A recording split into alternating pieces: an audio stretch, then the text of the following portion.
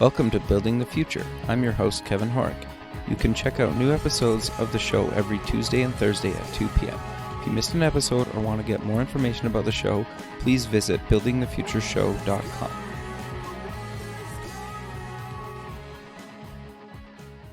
Welcome back to the show. Today we have Orly Zeewy. She's a brand architect. Orly, welcome to the show. I'm excited to finally get you recorded. We talked months ago, and we kind of share a lot of the same views on some things, and you're doing quite a bit of stuff. So maybe before we kind of get into exactly what you're doing, let's get to know you a little bit better and kind of cover your background. Yeah, happy to, Kevin, and thank you for having me on the show. I'm actually really excited. So let's see. I guess I think first of all, I have to preface this by saying that I'm clearly an entrepreneur because I like to do a lot of different things at the same time, and I've been doing that really since I was in school.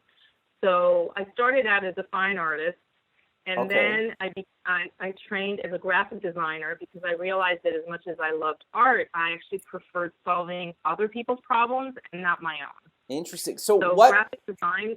Yeah. Sorry, what kind of got you passionate about art? Was there something kind of growing up, or you just naturally kind of good at it, or? Yes. Yes and yes. Okay. So I've been drawing since before I could write. Interesting. And I grew up all over the world, and my parents literally made it their personal mission to take me to every single museum. Like, I've been to literally all the great museums. Really? In Europe. That's awesome. Yeah. So Tunnell, and I've been in France and Spain, and I've seen Chagall's, and I've seen originals of a lot of things. I've been to the Louvre, and I've been to all these places. And growing up, it just was what we did, and it never occurred to me that it was unusual at all. That was my background. And then one other thing that I think really influenced me is that my mother was actually an art rep, and she represented artists, and we got to know some of them personally. And as a result, I have some really beautiful pieces in my home, and I think just being surrounded with art all the time just really impacted me. Okay, no, that's awesome. Like, I think like a lot of people don't visit those places in a lifetime, right? And the fact that you got that early on is awesome, right? And that's actually quite fascinating. So, what made you kind of make that transition from kind of fine art into being like a graphic designer? So we're looking now. We're early '80s, late '70s, early '80s, and graphic design at that time was still, people really didn't know what it was.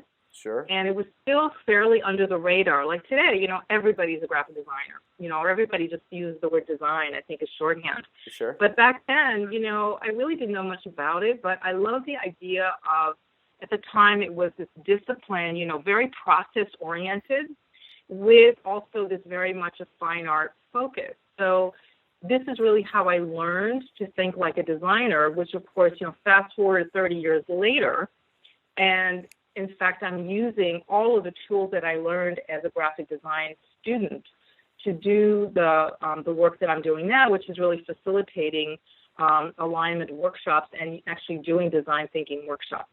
Okay, interesting. The thing that fascinates me kind of about your background is, like, a lot of that was probably done, like, we have all these fancy computers now and software and whatnot, and in a lot of cases, it's so much easier than it was kind of back then, right? Because in a lot of cases, you guys were probably, mailing stuff maybe across the country or to different cities? Yeah. And a lot of it wasn't done digital at all, correct? Oh, there was no digital. Sure, no digital. And, but actually what I remember, it's funny that thinking back on this, and you don't really see it. I think one of the things I wanted to mention is you really don't get a sense of how you got here until you're further along, I think, in your career, and then you can look back and you can say, oh, yeah, I can sort of see how that dot connects to this dot, but at the time, you're just kind of doing what you're doing, and you're not really thinking about connecting dots. Sure. And one of the things that really struck me, and I was thinking about this the other day, I think I was trying to tell one of my students, about the dinosaur days, before computers. And, it's like you're talking about, another planet. But at the time, we used to do what were called mechanicals. Are you familiar with that term? Yeah, totally. But for those who aren't, do you want to just mention that quick? Yeah, just because I think it goes to your point about digital versus old school or versus traditional. Sure. So because we didn't have computers, it meant that we as designers had to become craftspeople. Totally. So I learned literally how to put together a book using boards, which were illustration boards, using tape and pens and different kind. I guess at the time I think we were using wax and using typesetters, which are almost obsolete now. Sure. And I got to the point where I could literally move a period on a line of text with an X-Acto knife. Yeah, that's awesome. But I think that's the thing that's kind of lost these days, and is like people these days, and even myself included, it's really hard to truly understand the mediums nowadays. And even in the digital space, like there's so many different things to consider now, and it's hard. And I almost feel bad for kids kind of coming out of school these days, because it's like the web alone is so complicated. And then, if you want to be just doing web stuff, you can. And then there's mobile. And then if you want to do print stuff, and they're all design mediums, but how you need to think about it and the understanding of each medium is totally different from each other.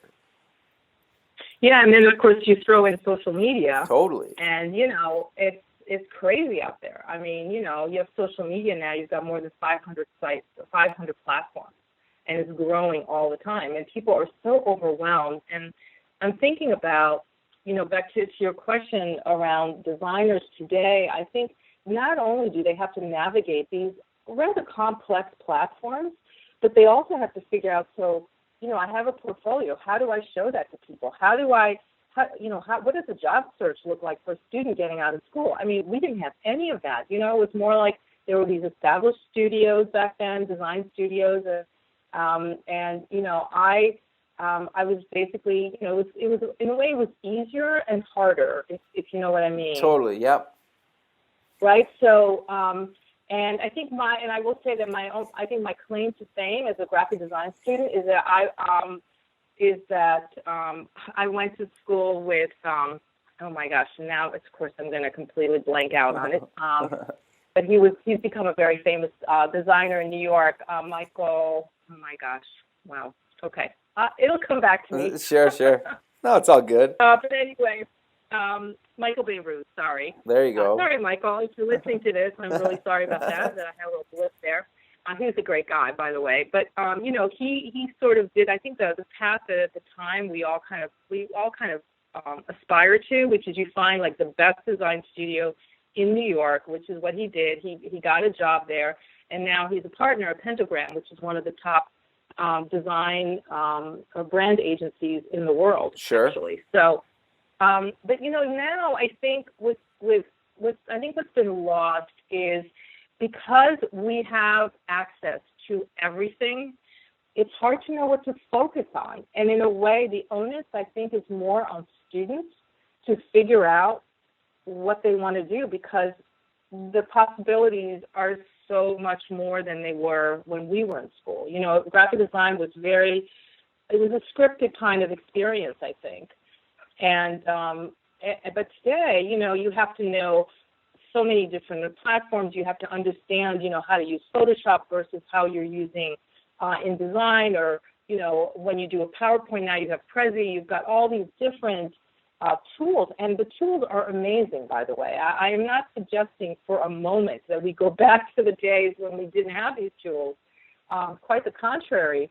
But I think what happens is, and I'm thinking back on a class that I taught to graphic design students about typography, and it's like, to them, you get on the computer, and we all have this, right? You go even in Word, right? You look in that, and there's the typeface, and you have whatever. I mean, I have probably 1,000 typefaces, but let's say even if you have like whatever comes with your software, and then there's auto, Well, Sure. auto is a completely meaningless.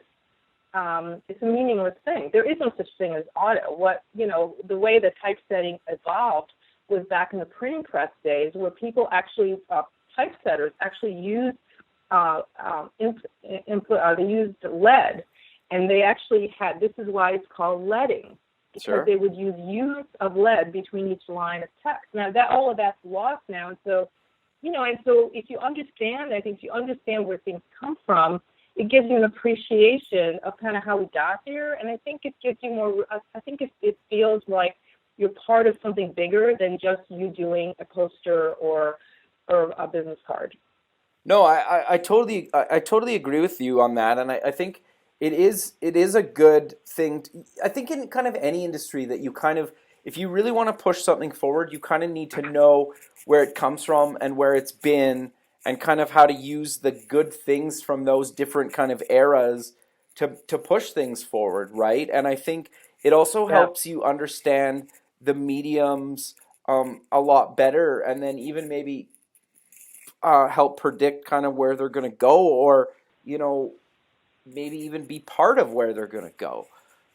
Yeah, I think it also gives you a sense of history that puts you in a time frame, in a timeline. It creates, I think, more of a sense of respect for the industry. And what I have found, now, of course, I'm not really doing design very much anymore. I'm really focused more on the content component. But even there, it's like, where did all this come from? Where even the word content? How about proofing? There's this whole lost art of actually proofing a page of text.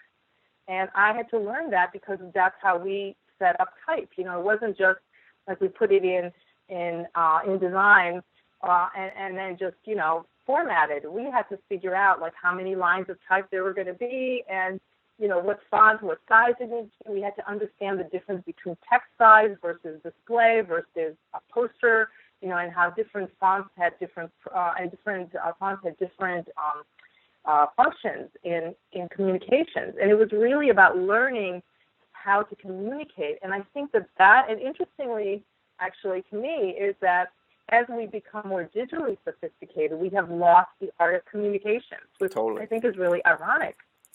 No, I totally agree. So you're a brand architect and you teach, Correct. but for people that don't really know what a brand architect is, do you want to maybe kind of cover exactly kind of what you do at your company? Sure. So I decided to go out as a consultant. I actually had just to finish up sort of my background. So, Sure. After school, I freelanced. I did a lot of different things. I worked at the Philadelphia Museum of Art for a couple of years, and I actually had my own design and marketing communications firm for 14 years. Okay. And so we did very complex. I had a team, and we did very complex projects that lasted for years, and did everything from literally coming up with the content and developing programs and then communicating about that. And then about 14 years ago, I decided to do, so I actually wrote myself a mission statement, which is something, by the way, I would really recommend to people who are thinking about going out on their own, because it helps clarify kind of what matters to you and kind of how you want to approach things. So for me, it was that the three-prong idea of having, I was gonna do the public speaking, which up to then I'd actually never done public speaking, but I don't know, it just seemed like a good sort of next step for me, because public speaking is, for me, business development. It's how I get clients, and then the teaching for me is something, first of all, that I love to do because I've always done that, but it's also, it just gives me credibility, helps me find out what's happening like right now and really stay on the pulse of things. And then finally the consulting, which is, really that's my day job, I guess. And as a brand architect, what I mean by that is, just like an architect who designs buildings is also very well versed in how to actually, not just how to design buildings, but how to make sure those buildings don't fall down, how to create a whole naming, like a whole structure of, in this case, of visual architecture, if you will, making sure that that it works together, and then they work with the interior designer. That they have to work with construction management folks to figure out, what materials they're going to use. So I kind of took that approach when I went out on my own and decided to do this consulting, and sort of thought, so I think to me, a brand is everything. It's everything you touch, it's everything you see, and more importantly, it's everything you experience. Sure. And I just really liked the idea of an architect because it felt to me like it really also spoke to kind of my background and my kind of the breadth and depth of the experience I've had up till now. Yeah, no, I think that's awesome, and I think you touched on something that's really interesting, and I think a lot of people forget is like the physical side of a brand, and kind of like what you just mentioned, kind of like how things feel and touch, and kind of their office space and anything else, right? Where it's kind of like on and offline. And I get people usually specialize in kind of, just the web or mobile or both, or, but there's not a lot of people that kind of do web and print, at least not really that well, because they're almost like totally different mindsets, right? And I think that's super important.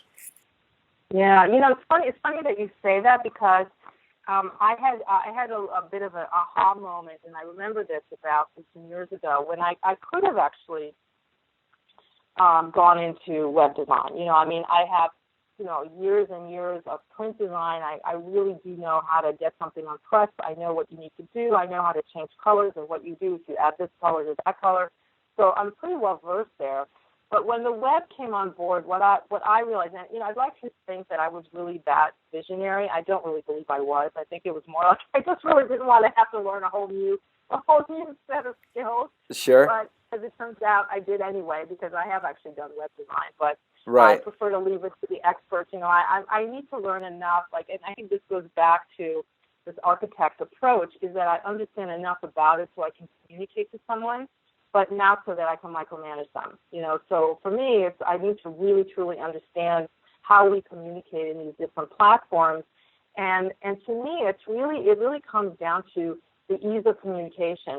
And one of the things that I realized, when everybody who was a designer, what's happening then, so designers, when the web came on, is designers either stopped being designers or they went into the digital space and they went into online design. Sure. But, and still, of course, there's still print, although, it's definitely much smaller than it used to be. But for me, it was about the thinking that went behind it, and nobody was even, design thinking was, we're talking like 15 years ago. Nobody was talking about design thinking then. But for some reason, for me, because I'd had this really incredible, incredible base of learning from being at Cincinnati College of Design, which is, by the way, one of the top design programs that I really want to give them a plug here, because it's just an amazing program, and they really teach you how to think. Sure, that's awesome. I realized, so for me, it was really about, what do I do next? If I'm not going to become a web designer, then what do I really want to do? And which is why I did this mission statement. But for me, it was, I really wanted to understand how people communicated. And so it was, very clear to me that to do that, I needed to be a strategic partner to business.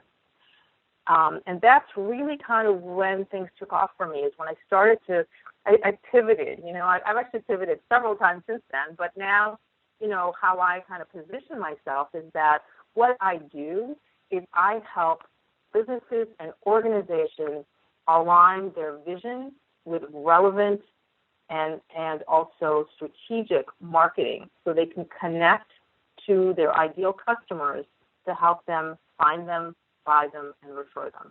Okay. That's really what I do. Interesting. I think you brought up a couple points there that I think are worth kind of maybe stressing or kind of elaborating on a little bit. And the first one to me was the fact that you kind of you pivoted. You also changed kind of your career direction. Like you said, you didn't want to move into the web, and like I think the fact that you're kind of constantly evolving, and obviously you still are passionate about design and whatnot, and you might not always do it on every project, if maybe at all anymore, but you still are learning the new mediums, even if you're not actually doing the design on them. And I think that's super important, right? Because Yeah. the more you understand about the entire process of whatever you're working on, the better, even if you only do like a small chunk of that, right? And I think that's the one thing that I've found personally in my career,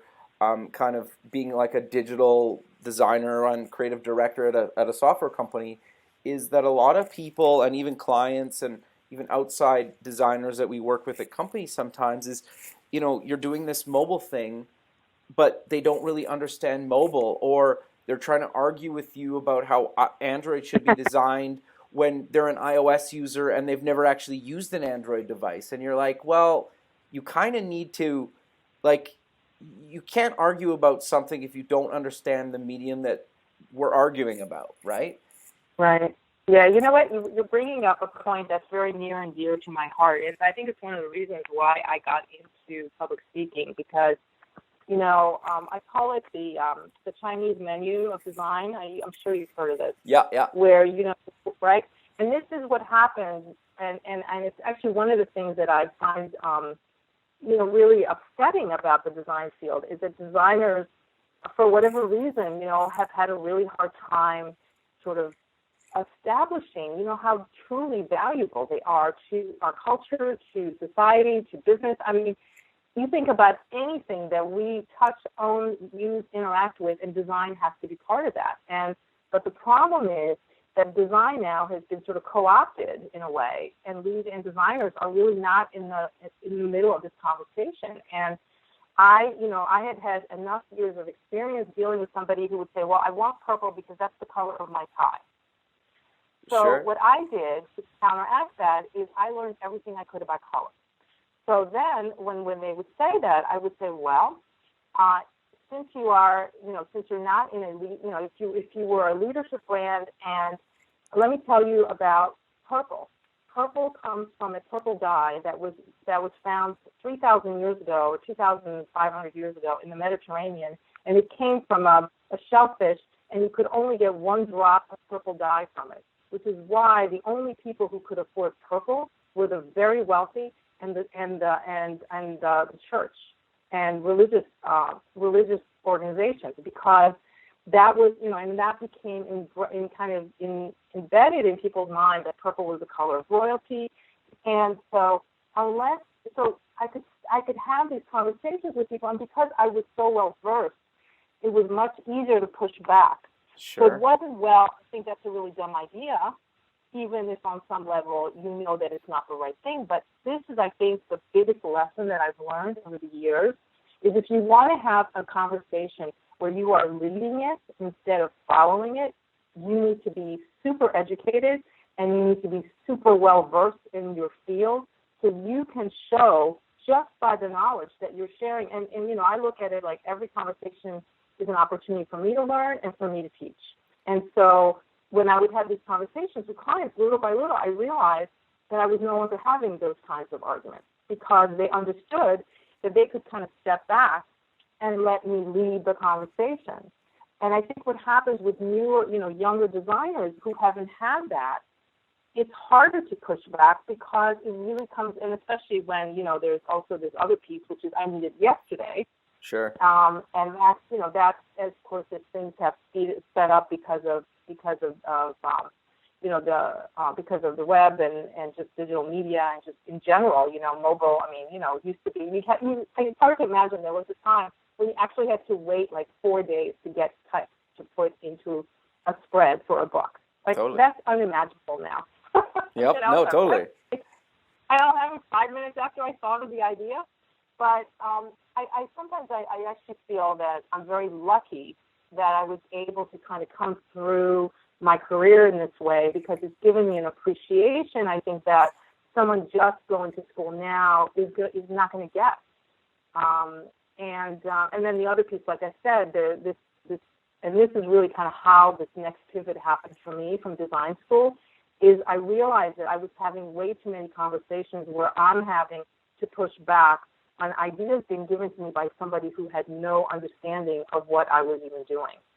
And so, again, you can't get in that, it's very easy actually to get in that place where, well, I'm misunderstood, and then you've got kind of the angst of the designer thing. Yeah. And I realized that just wasn't a happy place. And so I literally just learned. I mean, I read constantly, and I'm always looking at what's going on. In fact, every project I still go online and I look at colors, and I really understand like what every color means. And so when I have that, which I know out of all the conversations, it's such a funny one to have.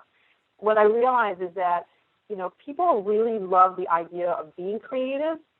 And nobody, of course, would ever say, I mean, whoever tells you that they're not creative, right? Everyone's creative. And Sure. The reality, I think, is that everyone is creative in their own way. Totally. The difference is they don't always understand where their creativity can be maximized. And so what they try to do, because they don't understand the process, is they end up running the conversation. And that's something that as designers, I think, it's really important to be able to say, wait a second, I'm hearing what you're saying, but let me give you some background on this. So then when you're having that kind of conversation, then I think clients start to kind of relax and they realize, oh, okay, I'm talking to somebody who actually knows what they're talking about, and I can just let them do their job. Yeah, no, I think you're bringing up a really good point, because if you can go into a client meeting and you almost basically show, okay, here's the design, here's why I laid out everything in this design, and here's how it's going to work in the medium that you're doing design for. And I know I always go back to the web because that's the medium I know the best.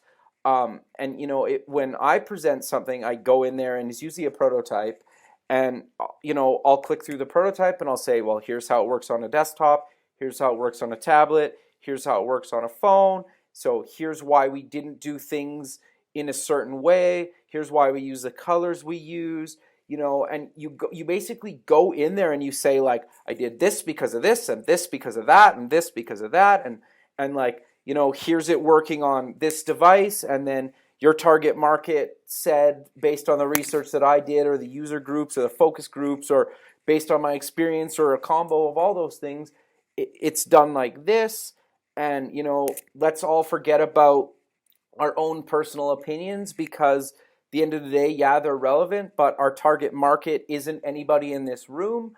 And so, for example, if you're doing something for nurses or something, and nobody in the room is a nurse, well, maybe in some cases they should hate it, right? Because they're not the target market. If you're not a nurse, you might hate it, right? And I think that mindset is, as a designer, if you go in there and you basically can tell them, here's why I did everything, and it's based on research and the target market and the medium that it's going to be for, they almost can't say change something, because you covered all the bases. Do you agree? Yeah, what you're actually, Kevin, what you're actually describing is called the design thinking process. That's exactly what the design process is all about. If you break it down, and I'm sure IDEO. I mean, this is what they talk about all the time, and what I find really interesting is that when you follow the process, you always get innovative solutions, because it cannot fail. Because if you ask and this is really how I also build my my alignment workshop, and how I do the kind of work I do, which is really based very much on a design model, which is, first, I need to actually understand what your vision is. And the only people who know that are not the people who are the managers. Nothing against managers, no disrespect there, but it's the founders. They're the only ones who have the vision, because they're the ones who founded the company. Totally. So I need to get that right away. And then what I need to do, and I'm actually doing a workshop next week for a national nonprofit, and we're bringing people in from across disciplines.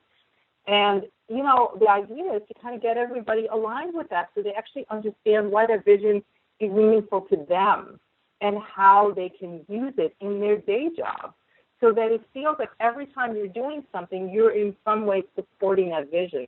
That piece is often overlooked, which is why so many companies, they'll work with a team, they'll work with a really good design firm or branding agency, and then they just send out an email or put something up on the wall and says, okay, these are our core values. And I have to tell you, the core value piece, it makes me smile, because a core value, I mean, how many core values can you really have? You're not going to have 10. Those are not core values. Those are just how you do business.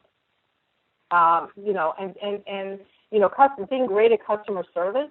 Well, maybe if you're the Ritz-Carlton, because they literally wrote the book on customer service, literally and figuratively, Sure. because they do it as part of the DNA of their organization.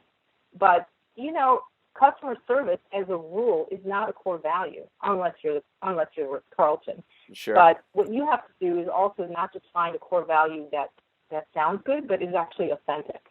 No. So I'm just, right? So one of the things, and I did this, so I went back to school, actually, and I went back to grad school, and I got an MBA in strategic design from Philadelphia University, which is actually this amazing program, and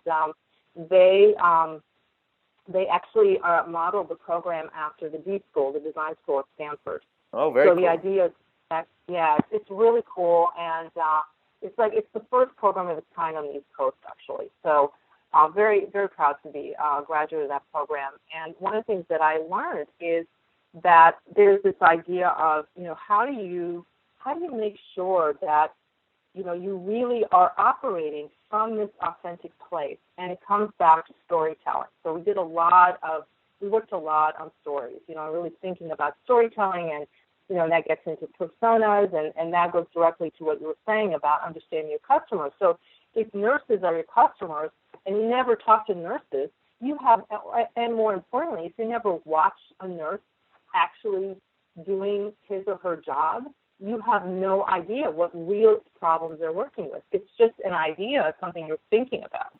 Totally. But to really fully be able to create either a product or service or even messaging from around your hospital, or, if it's a nursing association, you need to understand a day in the life, Totally. and be able, right? And then the other piece, of course, is you have to be able to translate that into marketing language, so that a layperson can look at that and go, got it. Like that, for me, when somebody says that to me, I know I've done a good job. No, I think that's awesome. And I think the thing that I love about you as well is that you're so passionate about constantly learning, and you've been in this industry for a long time, right? And I think a lot of people, for lack of a better term, almost like give up on learning, and they just seem like, well, this is how I've done it forever, and I don't really care about what's new. And it's like, well, and then they wonder why they're not relevant or don't have a job in a few years, right? And that's been something that's always fascinated me, and like, I love the fact that you went back to school, that you started your own thing, and I know you've kind of mentioned kind of throughout kind of the interview that you teach. So maybe I'm kind of curious to know a bit more about exactly like what you teach, where you teach it at, because you're teaching at kind of a bunch of different places. Yeah, so I taught in design programs for a very long time. Right. And then really the reason I went back to school is because my thought was that I would teach full time. So I got this MBA, and I literally went from like getting the MBA to Drexel, and they just so happened that they were starting they were launching the closed school of entrepreneurship, which is this amazing thing. So Drexel has identified that entrepreneurship is where we're all going. Right. And they built it. It's the first standalone school of entrepreneurship in the United States. That's awesome. It has its own administrative. It's like literally a standalone. That's very unusual, right? So, sure. And what they're doing is actually taking it a step further, which is to integrate entrepreneurship into all of the different academic programs. Really? So that everyone who goes to Drexel will have to take a course in entrepreneurship, which I think is just brilliant. Totally. So I've really, honestly, I feel so lucky. I'm really blessed, actually. I was able to get this position. So I'm working in the School of Entrepreneurship at Drexel, and I'm working with Chuck Sacco, who's the assistant dean there, and he teaches a course called Launch It, and I've been mentoring students. This is now going to be my 4th or 5th class, and I get to work with these super passionate, super smart students who have an idea, and I help them identify their value proposition, come up with the messaging, even look at their name, and then develop their pitch deck so that they can be ready when there's a competition, pitch competition, some of them actually go on to actually have a real business. And it's just been a blast. So I've really enjoyed that. And then at the same time, I also, this last year, I started teaching in the Fox School of Business at Temple, where I teach a course on business and ethics. Right now is just an amazing time to be teaching that course because of course, what's happening with the Panama Papers. So, I think teaching for me is a way that I stay engaged with what's happening right now. And also, I think working with, millennials or, with younger folks, I get older, but they stay the same age, It's really kind of a funny thing, and now that my kids are of that age, it's like, oh, okay, I get that, but they're so excited and they're so passionate, and I think it's part of what keeps me passionate about what I do, and also because I work with so many entrepreneurs, and entrepreneurs by their very definition are incredibly passionate. Otherwise, they wouldn't be doing what they're doing. Sure. No, I think that's awesome. And the thing that's interesting about kind of teaching, and I've done a little bit as well, and the thing that I got out of it is you almost like, yeah, you're giving them kind of, obviously you're trying to teach them stuff, but the thing that I didn't realize until I did it was you learn a lot from them as well, right? And you do. That's if you're open to it, by the way. Yeah, that's fair. You have to be open to it, and you also have to be willing to hear what they have to say and not immediately shut them down, because that really closes the conversation very quickly. But yes, you're absolutely correct. Sure. So I know you kind of mentioned that you're working on kind of blog posts and a book. Do you kind of want to maybe cover like the types of stuff that you kind of are covering in that, and are going to cover? Oh, yeah. So the book is something that I've been thinking about writing a book literally for 5 years. Okay. And one of the things that came out of my graduate program is that I finally decided, okay, I'm going to write this book. Okay. And so at first it was really going to be more about my experience and the many companies I've worked with. And then I realized that would make it too much about me. And what I really love about my job is that I get to help other people be successful, and that they are telling me their stories, and my job is really to translate that and to give them, sort of their best self, if you will. Sure. And so I decided that what I needed to do was that I was going to interview entrepreneurs, and to date I've interviewed 17. That's awesome. And Congrats. my goal is, thank you. Yeah, it's actually been awesome, and people have been so helpful, and I'm reaching out to people on Twitter and LinkedIn. I'm at as of today, I'm at 1630 followers on Twitter. Well, that's awesome. Which for me that's a huge accomplishment, because I literally only got on Twitter a year ago. Sure. No, that's awesome. Like, to be fair, that's how I get most of my guests for the show. Is LinkedIn and right, that's Twitter. how you and I connected. I forgot. That's right. Yeah, like that's how you and I met. So I Exactly. love that, right? And the fact that we live in different countries and across the, in different parts of the world is like, I love that, right? And that's what I love about doing the show as well, is just being able to connect with people and have conversations with people about, well, in your case, like design, right? I love that. And it sounds like you share kind of the same passion when you've been interviewing other people. Mm-hmm. Oh, yeah. I mean, my job, it's interesting, because having been on the other end of that, one of the things that I ask every person that I speak to is what advice would you give other entrepreneurs? Sure. And the thing that, part of course, what I'm going to do is to synthesize all the responses. And, I've got a framework. There's going to be 10 chapters, and each chapter is going to be dealing with another aspect of some, misconceptions perhaps, or some ideas around marketing. And then, but really for me, the book is the stories of these entrepreneurs. That's awesome. And what I'm enjoying so much about it is, what I hear over and over again is exactly what I hoped I would hear, that would, I guess going into it, thinking about some of the things that I had witnessed. One is, I wish I'd started sooner. Sure. And the other one is, I wish I'd done a better job identifying my target market and identifying who actually was our target, right, and what they really wanted. Because, in fact, I just had a conversation not too long ago with an entrepreneur who ended up closing their business, even though they were hugely successful. But they couldn't scale it because it turned out that they had been marketing to the wrong customer all along. Like, they thought they had a strategic partnership, and they spent a lot of money and a lot of time developing messaging that in the end didn't get them what they wanted because they weren't actually saying things like the right thing to the right person at the right time.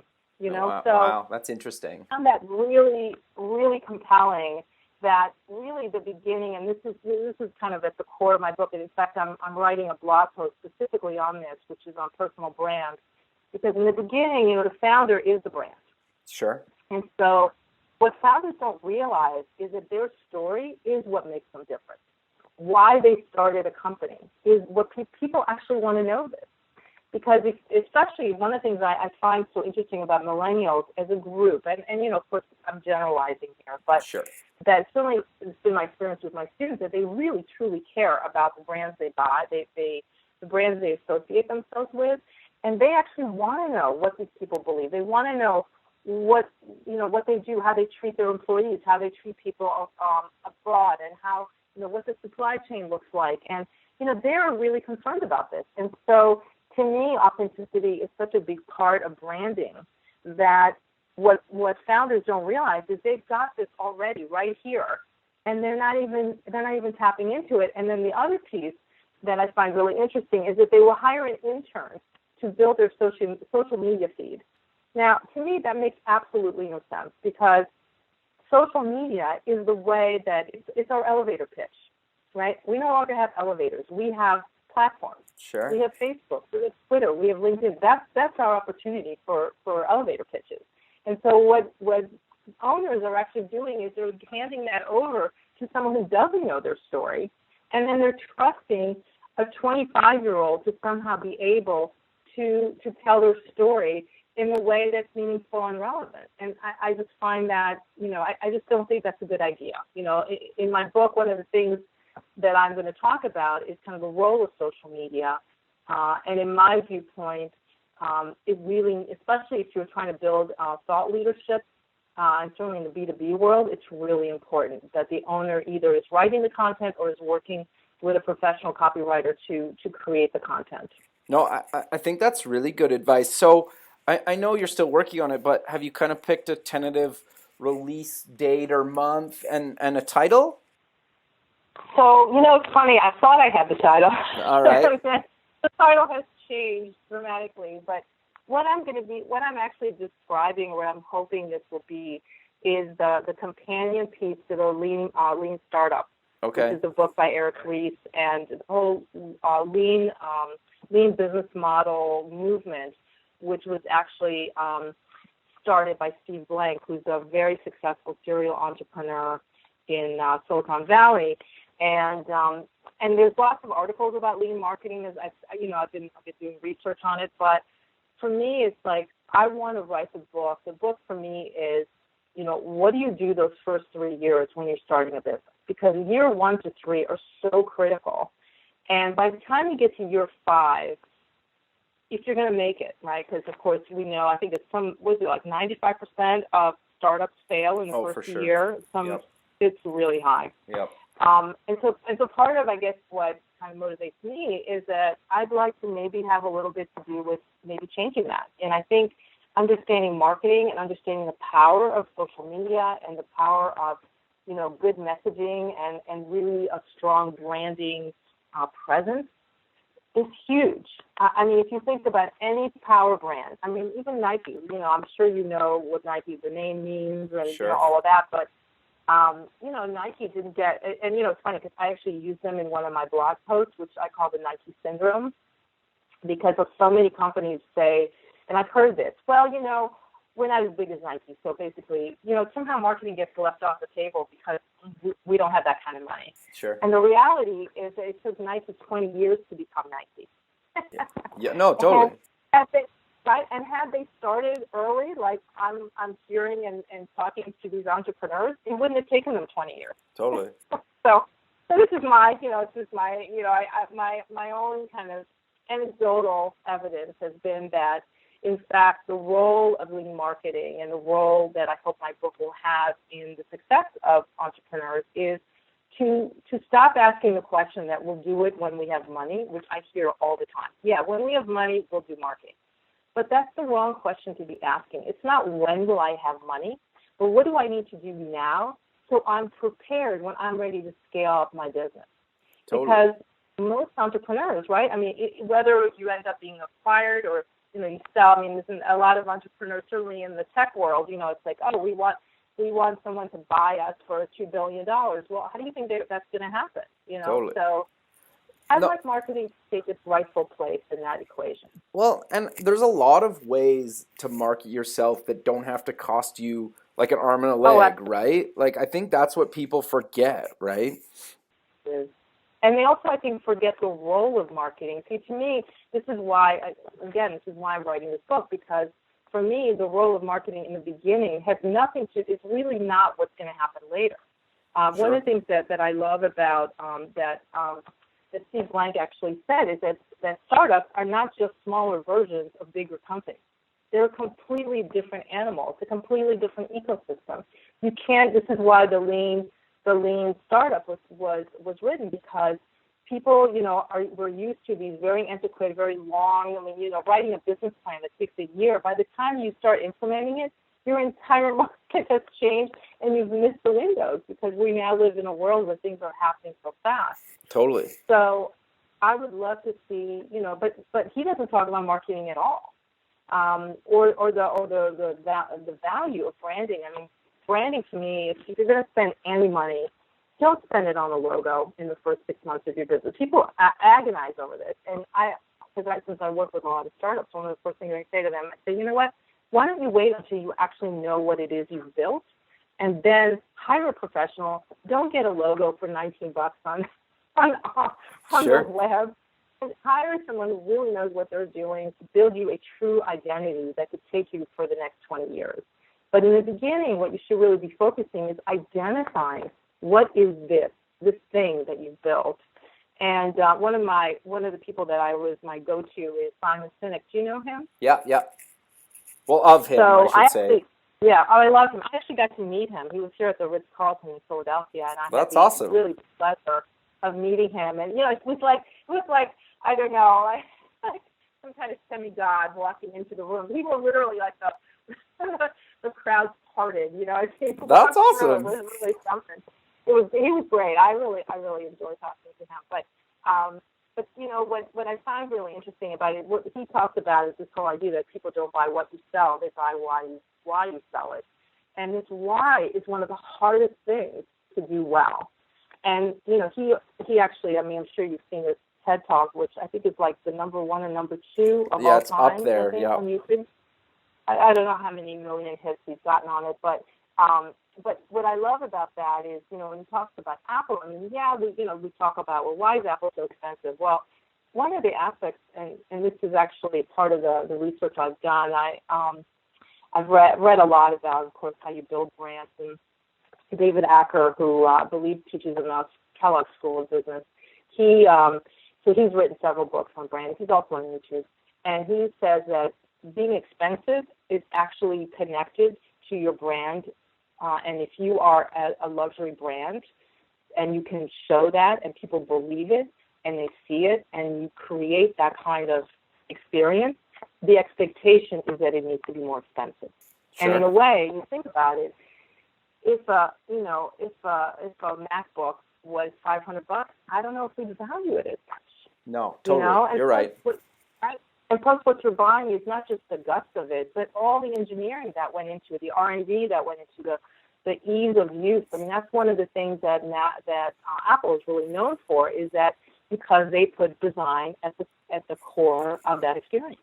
Totally. And they always have. And in fact, one of the things many years ago I said, I can't remember where I saw this study, but there was actually, I'm sure there have been several studies done that show that if you take everything else being equal, and the only differentiator is in design, in other words, that the organization uses design as a core principle, they are always more successful than the ones that don't.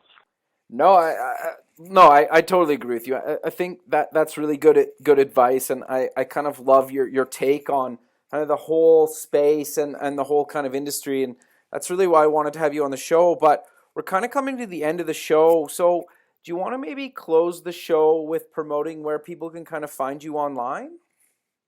Great. So, thank you. Yes. So, would love for people to follow me on Twitter, and that's just hashtag, or I guess it's hashtag. It's Orly. It's just Orly Zeewy, my whole name, ORLYZEEWY. One of the great things about having an unusual name is it's really easy to get URLs. Sure. No, that's awesome. So, and then my website is just simply zeewy.com. Perfect. Well, I really appreciate. And then I'm on LinkedIn. Go ahead. Sorry. Oh no, sorry. The only other thing is, like I said, so I'm on LinkedIn, and once I have my book further along, then I'm gonna set up a Facebook page. Sure. And to finish up with that, so my goal is by the end of June to pitch it to publishers. Okay. And hopefully by the fall, having it in production, so that I could have it maybe beginning of 2017 or end of 2016. That's my goal. We'll have to wait and see, but I'm trying to sort of stick to that schedule. Sure. No, that's awesome. And I love the fact that, you kind of, we talk about stuff that isn't necessarily out just yet, and kind of what you've been going through with naming changes and whatnot. I love that. Right. And I love the real side of building something. Right. And that's really cool. But, I do appreciate, you taking the time out of your busy schedule to be on the show, and I look forward to keeping in touch with you, and I'm excited to check out the book when it comes out. Yeah, thank you. Thank you very much. Yeah, maybe you can bring me back, and I can tell you more about it once I actually figure out, all the ins and outs of it. It's still, like you said, it's a process. It's in the works. So sure, that's awesome. Thank you so much, Kevin. I really appreciate being asked to be on the show, and I've enjoyed our conversation. Yeah, it was awesome. Yeah, thanks again, and we'll talk soon. Sounds good. Okay. Bye-bye. Bye. Thanks for listening. The music for the show is done by Electric Mantra. You can check them out at electricmantra.com and keep going in the future.